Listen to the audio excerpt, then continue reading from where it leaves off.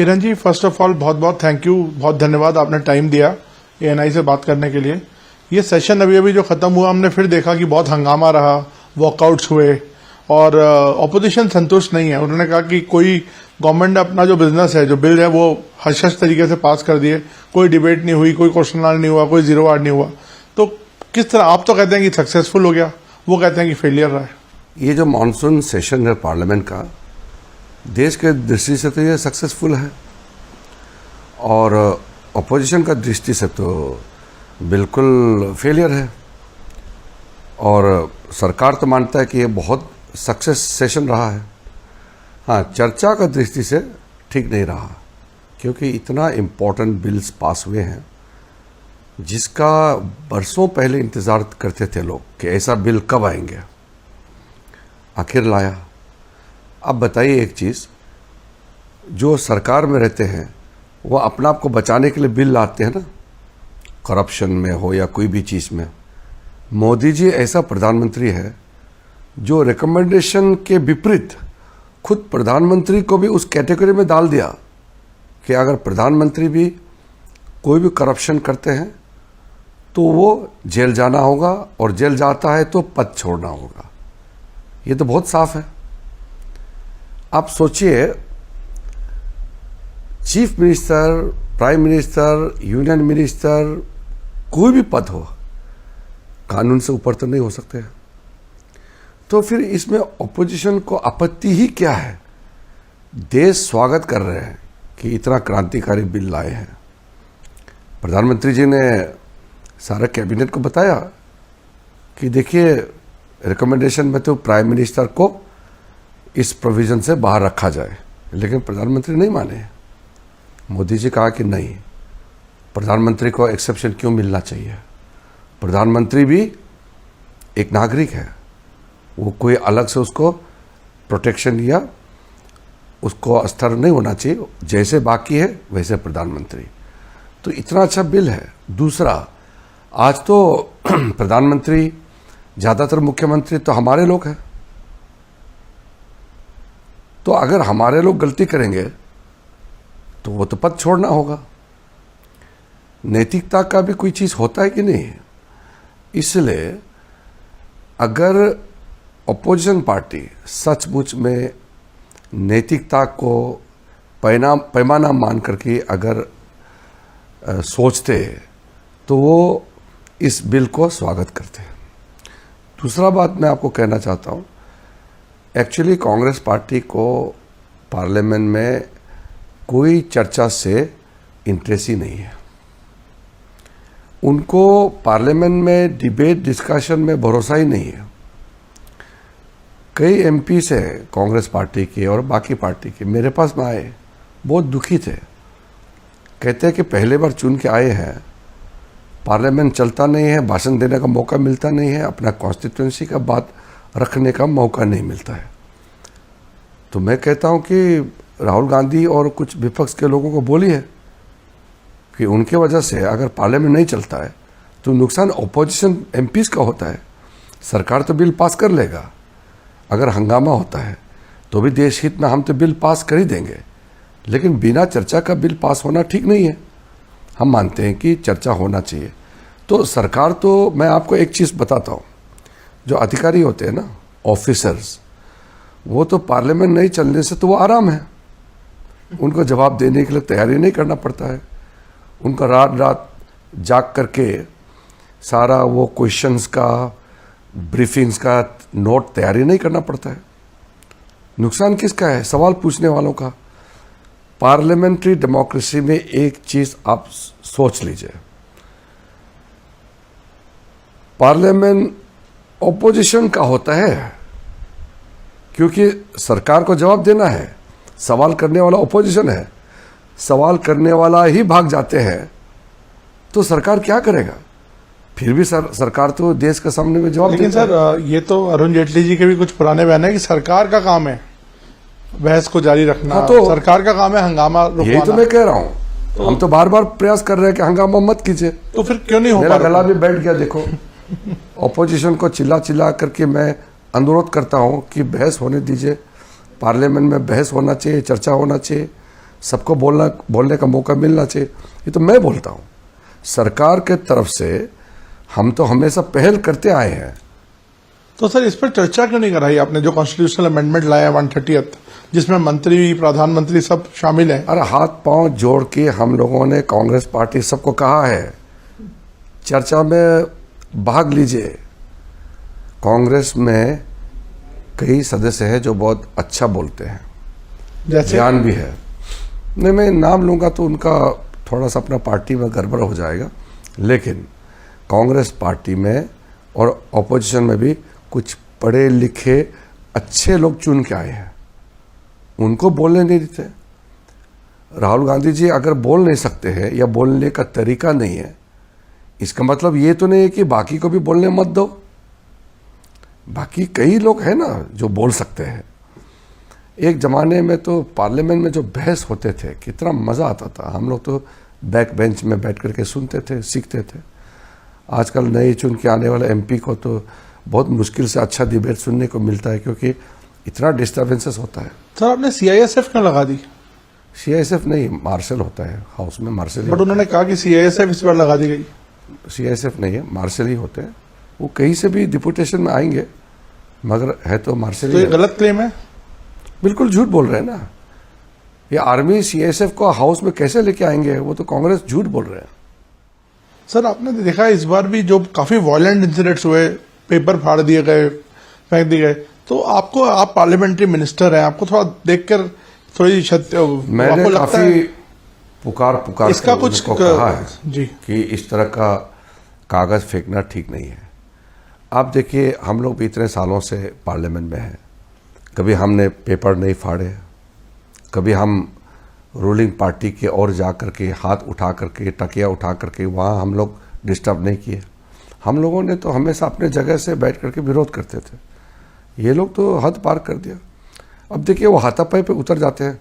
हमारा सामने में आकर के गृह मंत्री जी का माइक को पकड़ने लग गया, तो हम सामने में आए, मैंने कहा कि हाथ मत लगाओ, जितना बोलना है चिल्लाना है चिल्लाओ, हाथ मत लगाओ। क्योंकि हाथापाई होगा तो फिर बदनाम किसका होगा? देश का। हमारा इतना संख्या है, एनडीए का संख्या इतना ज़्यादा है, तो हाथापाई होगा तो क्या होगा? ये तो बदनाम तो सबका होगा ना। कोई मारपीट करेंगे, बदनाम तो पार्लियामेंट का होता है, देश का होता है। तो ये इन लोगों को मेरे ख्याल से ऊपर से ऑर्डर दिया है, उनके पार्टी के लीडर्स ने इनको ऑर्डर दिया कि जा करके कुछ भी करो, तमाशा करो, हंगामा करो और हेडलाइन बतौरना है। ये कोई पार्लियामेंट्री तरीका थोड़ी होते हैं। सर इस बार एक और मुद्दा हमने देखा, एसआईआर जो बिहार में चल रहा है, इस पर काफी ज्यादा हंगामा हुआ। इस मुद्दे को आप कैसे देखते हैं? वोट चोरी का इल्जाम लगाया जा रहा है। एक तो देखिए, महाराष्ट्र चुनाव में कांग्रेस और उनके बाकी साथी बुरी तरह हार गए। हारने के बाद इलेक्शन कमीशन को दरखास्त किया कि वोटर रिवीजन होना चाहिए, अगर वोटर में गलत नाम है तो हटाना चाहिए। ये तो उन्होंने कहा, और बाद में तो महाराष्ट्र का जो डेटा है वो भी गलत निकला। अब माफ़ी मांग रहे हैं। डेटा जिसका पब्लिश हुआ वो खुद माफ़ी मांग रहे हैं कि गलत डेटा पेश कर दिया। अब राहुल गांधी को किसी ने एक नोट लिख करके दे दिया कि ये बोलो, तो बोलते बोलते बोलते में वो भटक गए हैं। पर वो तो कहते हैं एटम बॉम्ब फोड़ दिया। आप देखिए, चुनाव में जनता किसका साथ देते हैं? जनता उसी को समर्थन करेंगे जो देश हित में काम करेंगे। राहुल गांधी हेडलाइन बतौरने के लिए अनाप शनाप बातें करते हैं, वो वोट में थोड़े कन्वर्ट होंगे। अगर राहुल गांधी का जगह में होता, या मैं अगर कोई कांग्रेस का मेंबर होता, तो मैं देश हित में सरकार से सवाल करते और पॉलिसी पे डिबेट डिस्कशन करते।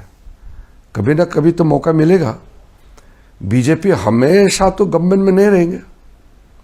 60 इयर्स तक कांग्रेस और ये लोग ने देश को चलाया। हम लोग तो बहुत कम समय मिले हैं। मेरा भी आधा जिंदगी तो अपोजिशन में चले गई। 14 के बाद मैं मंत्री बना, तो हम लोग ने संघर्ष किया, काम किया, तो जनता ने हमको मौका दिया देश सेवा के लिए। तो हम ये मानते हैं कि कांग्रेस को भी कभी ना कभी मौका मिलेगा, अगर वो संवैधानिक संस्थाई को अटैक नहीं करेंगे, कोर्ट को क्रिटिसाइज नहीं करेंगे, इलेक्शन कमीशन को गाली नहीं देंगे, तो कांग्रेस का भी मौका मिल सकता है। लेकिन अब तो जिस तरीके से वो देश विरोधी काम करते हैं, देश का डेमोक्रेसी को अटैक करते हैं, तो देश के लोग कांग्रेस को कभी भी सत्ता में नहीं लाएंगे। रिजिजू जी, आपने एक बड़ा एलिगेशन लगाया अभी अपनी बातचीत में कि उनको ऊपर से आदेश आ रहा है कि ऐसा करो, हंगामा करो। ऐसा आपके पास कुछ क्रेडिबल इनपुट्स हैं या क्या आपको अपने ऐसा अंदाजा लगा रहे हैं? नहीं, इनपुट्स और अंदाजा का सवाल ही नहीं। कांग्रेस के एमपी बताते हैं कि हम डिस्कशन चाहते हैं, हम डिबेट में हिस्सा लेने चाहते हैं, लेकिन ऊपर से ऑर्डर आया कि हंगामा करो, डिबेट में पार्टिसिपेट मत करो। वो तो उनके एमपी बोलते हैं ना। तो सर, अब आप किस तरह से, क्योंकि पहले होता था कि समन्वय बनाया जाता था, आपके पास सबसे बड़ी ये जिम्मेदारी है कि आपको भी समन्वय बनाते हैं। मैं अभी भी आपसे बात करने से पहले कांग्रेस के 2 वरिष्ठ नेताओं से मेरा बात हुई है। कमेटी बनाने के लिए हम लोग एक दूसरे से कंसल्टेशन करते हैं, परामर्श करते हैं। पार्लियामेंट से बाहर जाकर के हम मिलते हैं, मेरे घर आते हैं, मैं खड़गे जी का घर जाता हूँ, राहुल गांधी से मिलता हूँ, बाकी जो सीनियर लीडर्स है उनसे मिलता हूँ। मेरे लिए कोई पाबंदी तो नहीं है। ये जो एलिगेशन लगाते हैं कि रीच आउट नहीं होता है, ये गलत है। बिल्कुल बिल्कुल गलत है। हम ही सबसे ज्यादा हाथ जोड़ जोड़ के ऑपोजिशन के पास जाते हैं। तो ये कॉन्स्टिट्यूशनल अमेंडमेंट पे भी आपने पहले बात की थी? बहुत बात करके सबने एग्री किया था। मैं आपको एक सही क्रम बताता हूँ। कॉन्स्टिट्यूशन अमेंडमेंट, क्योंकि ये संविधान का संशोधन है, इसमें व्यवस्थित होना पड़ता है, क्योंकि 2/3 मेजोरिटी से पास होना होता है और हाउस इन ऑर्डर होना पड़ता है। स्पीकर साहब से बात किया, स्पीकर ने सब लीडर से बात किया कि जब कॉन्स्टिट्यूशन अमेंडमेंट पेश करेंगे गृह मंत्री, उस समय वेल में नहीं आएंगे, सब अपने कुर्सी में बैठेंगे और बात सुनेंगे और जो बोलना है बोलेंगे। ये एग्रीमेंट हुआ। जैसे हाउस शुरू हुआ, टीएमसी के लोग नीचे कूद गए, कागज फेंकने लगा, और उसको देख करके कांग्रेस के वेणुगोपाल ने चिल्लाने लगा, कागज फिर फाड़ने लगा। तो वो अंडरस्टैंडिंग का क्या हुआ? तो ये मतलब बिहाइंड द सीन कुछ और कैमरों का है कुछ और। मैं कांग्रेस के लीडर्स और बाकी कुछ नेता है, उनको मैं सीधा ब्लेम नहीं करना चाहता हूँ। नेता जैसे है वैसे उनका मेंबर काम करना पड़ता है। अब टीएमसी के ममता बनर्जी कलकत्ता से ऑर्डर देता है उनके एमपीओ को, तो ये मजबूर है यहाँ पे। हम लोग तो प्रधानमंत्री जी से बातचीत करके उनका सुझाव ले करके फिर किस तरीके से हाउस चलाना है, अच्छा से कंसल्टेशन करके हम लोग सिस्टमेटिक हाउस में जाते हैं। इनका तो ऐसा है नहीं, कुछ और बात करते हैं, ऊपर से कुछ और मैसेज आ जाता है और फिर हंगामा शुरू हो जाते हैं। ये वोट चोरी जैसे शब्द जब इस्तेमाल होते हैं तो आपको क्या लगता है सर? मेरे ख्याल से Rahul Gandhi ji leader of opposition है, मैं उसको क्रिटिसाइज करना नहीं चाहता हूँ, लेकिन जब प्रधानमंत्री को चोर बोलते हैं, सुप्रीम कोर्ट ने इतना डांट लगाया कि तुम प्रधानमंत्री को चौकीदार चोर बोला, इतना डांट लगाया। राफेल को लेकर के नाप सना बातें की, सुप्रीम कोर्ट ने राहुल गांधी जी को डांट लगाया। फिर चाइना ने इतना जमीन ऑक्यूपाई किया करके झूठ बोलते हैं, सुप्रीम कोर्ट ने फिर डांट लगाया। आप एक भारतीय होने के नाते इंडियन जैसे बात करो, फिर भी सुनते ही नहीं है। अब राहुल गांधी नहीं सुधार सकते अपने आप को, तो मैं कौन होता हूँ उसको सुधारने वाला? मेरा तो बात सुनेंगे ही नहीं, उनके लोगों का बात नहीं सुनता है। और राहुल गांधी कुछ बोलता है, उसके सारे एमपी बहुत ही अनकंफर्टेबल हो जाते हैं, क्योंकि वो डरते हैं ना कि अनाप शनाप बातें करेंगे, फिर इसका खामियाजा तो पार्टी को भुगतना पड़ता है, तो उनका नुकसान है। हम तो चाहते हैं कि डेमोक्रेसी में अपोजिशन पार्टी मजबूत हो। Strong opposition is good for healthy democracy. यहाँ तो स्ट्रॉन्ग अपोजिशन का तो छोड़ दीजिए, अपोजिशन के रूप में बेसिक काम भी नहीं कर पाते हैं। किरण जी, वो तो कह रहे हैं कि ऑपोजिशन को ही टारगेट करने के लिए कॉन्स्टिट्यूशनल अमेंडमेंट लाई गई है। तो आप अगर मान लो आप एक कानून बनाया कि मर्डर होने से आपको मौत का सजा होगा, चोरी करने से इतना सजा होगा, इतना का नुकसान करने से इतना सजा होगा, तो कानून क्यों बनाते हैं? तो फिर तो कानून को कोई भी मिसयूज करेगा। अरे कोर्ट नाम का कोई चीज़ है कि नहीं इस देश में? ये देखिए, मैं आपको एक गंभीर बात बताता हूँ। आप लोग जो मीडिया वाले हैं, आप लोग जानते हैं लेकिन आप लोग बोलते नहीं हैं।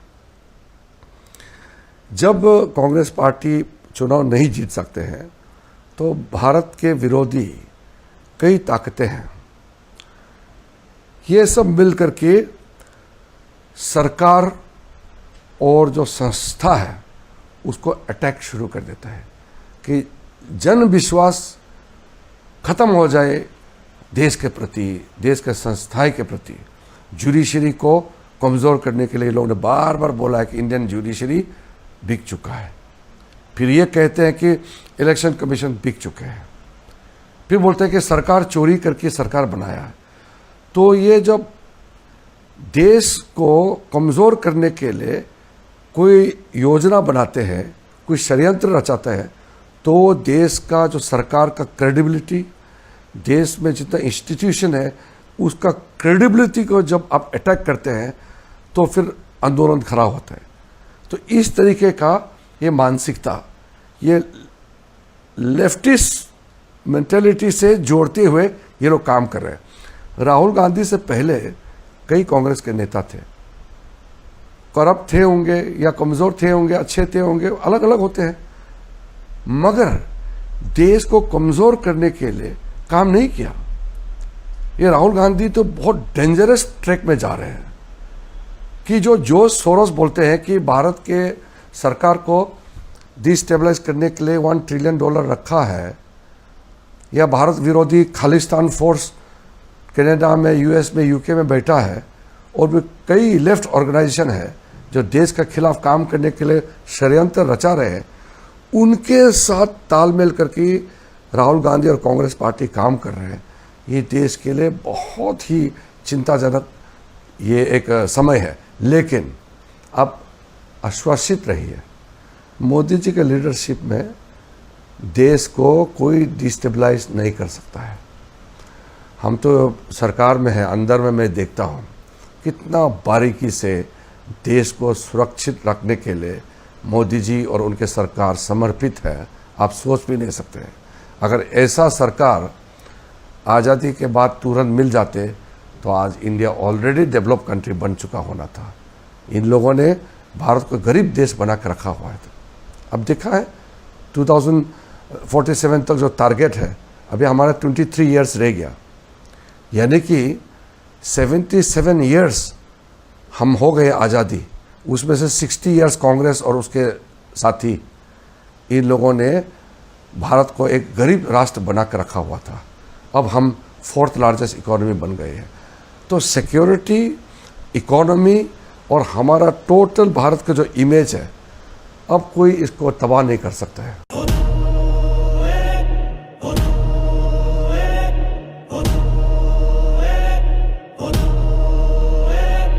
भारत माता की जय, संकल्प सेना, right, operation Sindoor tonight, we rise, we fight, we light the night.